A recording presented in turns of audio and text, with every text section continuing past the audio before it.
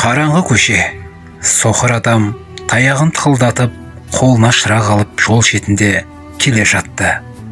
Көше қиылысындағы үлкен шам түбінде жайма ашып отырған бір кісі бұл соқыр адамның танысы еді. Жаймашы саудагер соқырдан: «Сіз көрмейсіз ғой, шырақтың сізге керегі не?» деп сұрады. Соқыр адам: «Мен айналамдағылардан түн менің әлемім сияқты қап-қараңғы болады деп естідім.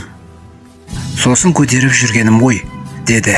Саудагер тағы да түсінгісі келгендей: «Жолыңыз жарық болса, елді соғып кетпеймін деп сенімді жүресіз бе?» деді. «Жоқ» деп жауап берді соқыр адам. «Елді соғып кетемін деп алаңдамаймын.